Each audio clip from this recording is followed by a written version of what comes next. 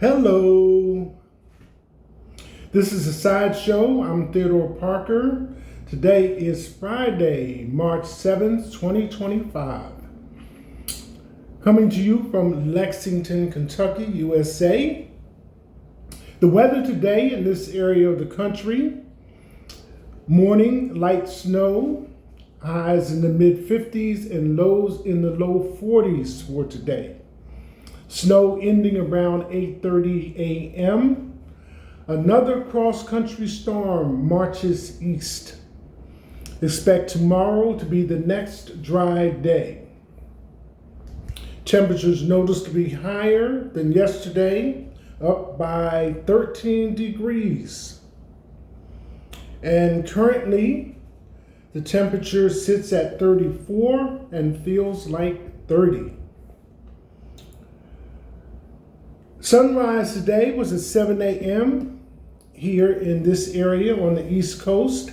Sunset will be at 6:38 p.m. The wind, 5 miles per hour. The AQI is good at 28. And today, conditions for running very poor. Well, I think it's been about a month since I came on the air, maybe February 3rd, beginning of the month, and things have just been chugging along. I've been occupying myself with various things that I wanted to take care of and other projects that I had an interest in, and kind of coasting into it officially being 5 years for the sideshow with Theodore Parker being on the air. So let's take a look at the news. Let me start today's program with putting things in perspective. We're moving through President Trump's first 100 days in office. So I thought this would be as good a time as any for me to slow down, take some time, and like I said, coast into having 5 years doing the sideshow in April.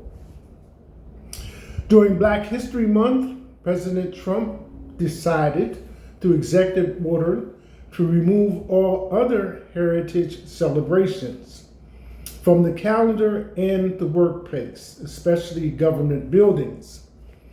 So we are at day 45 of these first 100 days of him being in office.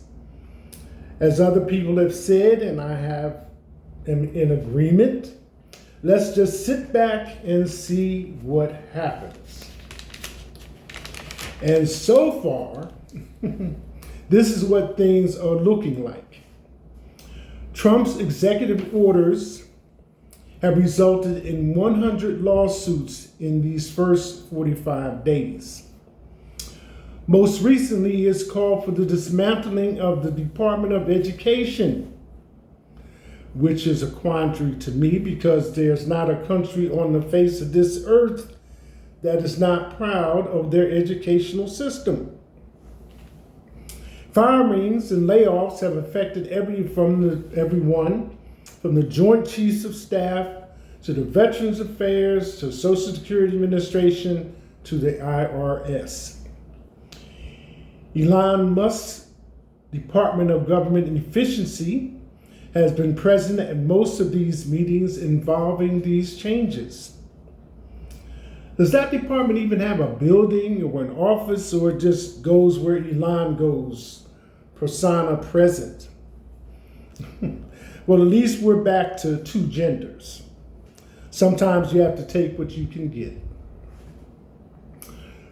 Looking at other things in the news, actually it was me listening to a comedian last night that made me want to come on the air this morning. He was talking about Diddy's lawyer quitting. Then he explained the lawyer's name is Rico, that this same lawyer represented Osama bin Laden in 2001, which was something that I was not even aware of. So then he mentioned that Trump dodged his charges so well when he was under all those federal indictments that it hit his lawyer and he had to go to jail, Michael Cohen. So each comedian has their own style, so he really let that sink in. He had me laughing. Diddy's lawyers quitting the case, which also he pulled his $60 million plus mansion off the market. So things are just, May is coming for the trial to start for Diddy. Continuing in the news, what would the news be like without Kanye West? We already know that he is supposed to be under a doctor's care, but it's hard to tell if he's following the doctor's orders sometimes. He was not invited to the Oscars, but he showed up and was allowed to enter. Once he and Bianca appeared on the red carpet, he was asked to leave. He was also asked not to return to a boat marina where he had rented a boat for him and Bianca. So much for showing out. Switching over to the NBA, the dunk contest. The win went to jumping over a car, grabbing the basketball off someone's head, and successfully completing the dunk on the first try. The conversations that came out of the contest centered around previous performances and wins that used dunks that could be used in an actual game. So we'll see how it goes. Speaking of what happens in the game, Anthony Davis and the Luka Doncic trade. Questions?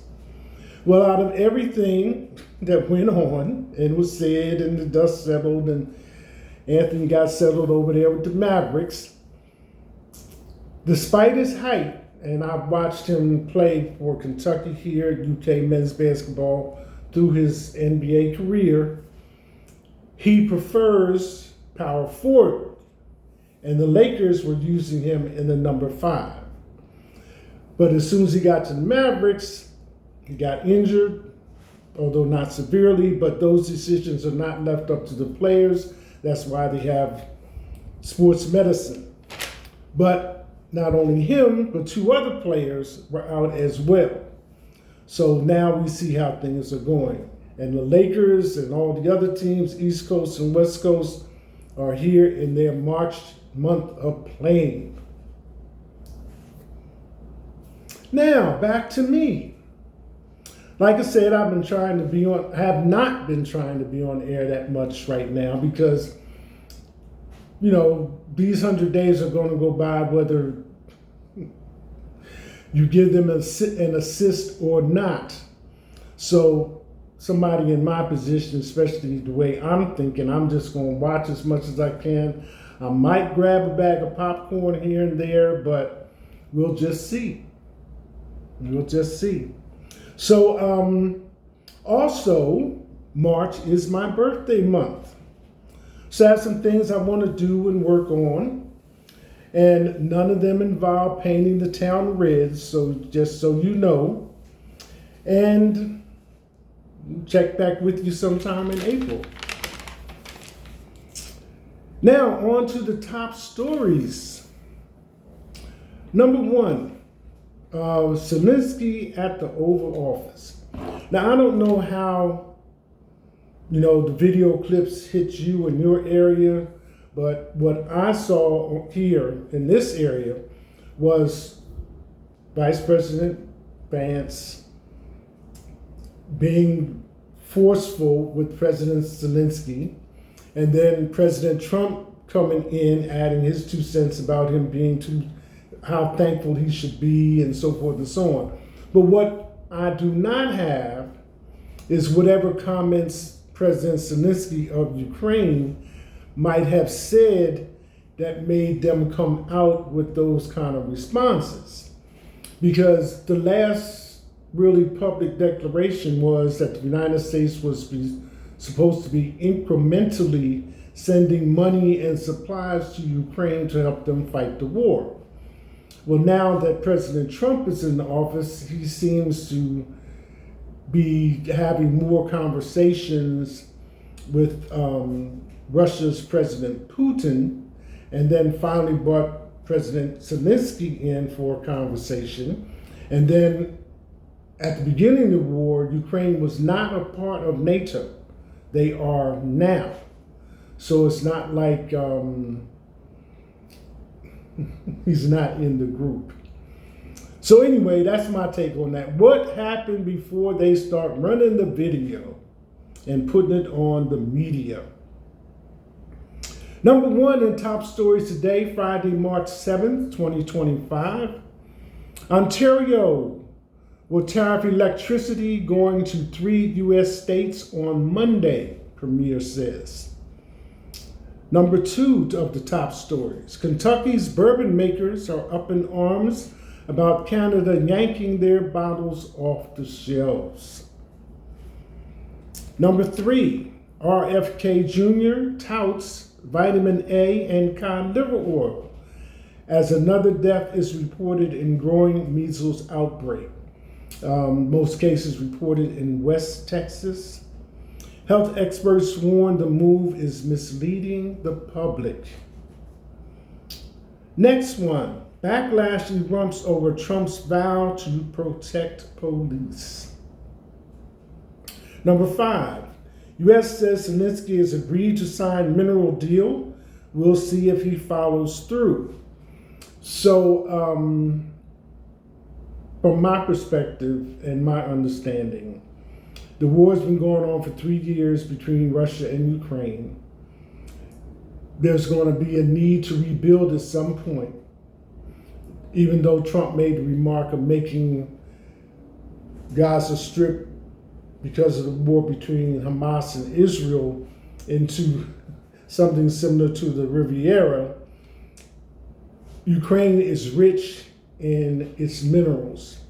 And as I've stated often enough, their original position before the war was that they were supplying 80% of the world's grain, and also a education hub for a lot of countries, sending students there for education in medicine or in the field of medicine.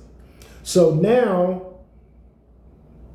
as the conversation has progressed, there's some talk about this mineral deal between the U.S. and the Ukraine. Next one, Whoopi Goldberg. I have no plans to go back to the Kennedy Center amid Trump's takeover.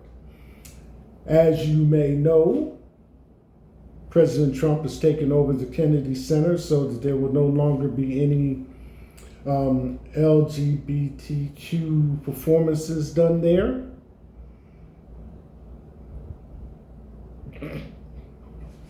SpaceX Starship lost control, spun wildly, and exploded just as it reached space. Next one, Trump's team promised governments would eat its tariffs. Execs say they're passing on at least 50% to consumers. Number 9 of the top stories today, Trump questions if NATO would defend U.S., but 1,000 allies died in the war on terror. And number 10, Meghan Markle interviewed with Drew Barrymore leaves social media users divided over fake hugging. The most recent story that I read about Meghan Markle was about her name being turned down for her business coming out of California, Riviera Orchards or something similar to that. For those of you that are not familiar on how LCCs and being incorporated works, it's a paperwork form, but the biggest thing is your name selection, and then you have to have 3 officers, president, vice president, and a treasury person. So, and then from there, you just kind of like go whichever direction you want to go. But the biggest thing is the name search, that nobody else has used that name before. So that's where she got turned down at. So here we are. Before I close out today, because there's been so much talk about prices at the grocery store and the price of a dozen eggs and things of this nature due to the bird flu and even importing things from other countries. I was watching the History Channel a couple of weeks ago, excuse me, and it just so happened to be about grocery store chains. And it hit on two, Kroger, which is in this area of Kentucky, and also Piggly Wiggly, which I did not know went across the country. Because I've lived in other places, I'm familiar with Safeway, Giant, other places, other grocery chains in that order. So it started out kind of like with Piggly Wiggly, and this is circa 1916 to 1923. Does that sound familiar? 1923. But up to the Great Depression. So, people would come to the grocery store and they would hand the clerk a note, and he would go and select the items, then tally them up by hand, and that would be the charge of it. So the idea came forward that to have all these items in one place on a shelf, similar items stacked together, and there would be a circular tag that hung on the shelf that let you know the price of all these items. Okay, so people were a little bit confused that the clerk did not have to go get them, but they could go get the items themselves and bring them to the front and pay for them. So out of this evolved the hand basket, the little carrier basket that you get at the grocery store. So because they wanted them to buy more items, all right? So then out of the hand basket, we wanted more items. So there was these little 2-tier step ladders that you can get. Well, the man invented a little push stand without wheels that you could sit the basket on and just push it through the store and put your items in a small basket instead of having to carry it and have them drop off. So then after that, when Kroger came on the scene, they came on originally as a bakery. Then they moved into meats and a butcher counter market type thing, which was again all new to the public because they were not used to this kind of convenience. So give it some more thought. And about this time, because of the volume and the way the department stores, the grocery stores had jumped out across the country, then came the invention of the shopping cart as we know it with the wheels. And along with the shopping cart came the invention of the UPC, Uniform Product Code. That's what you see, the letters and the barcodes on every product, which also facilitated the invention of the scanning machine. So now you have full tilt grocery shopping that can price your items, tally it up, and allow the person to get the maximum effect out of their shopping experience. So this was all prior to the Great Depression, prior to both world wars. And now you have Piggly Wiggly across the country, and Kroger, despite the latest news item about their CEO having some personal information leaked out that facilitated her resigning or stepping down from that position. It was an interesting story about grocery chains. So there you have it. One other thing before I get off the air, since I'm not going to be regularly on the air for the next foreseeable future little while or whatever, I have mentioned that I have music that I have written. The website where you can access that is bandlab.com under my name, Theodore Parker. The name of the group that the music is under is Sophisticated. There are 4 albums available for your listening pleasure. It's not rap, it is jazz, smooth jazz. So while you're going about your activities, you might want to jump over there and take a listen.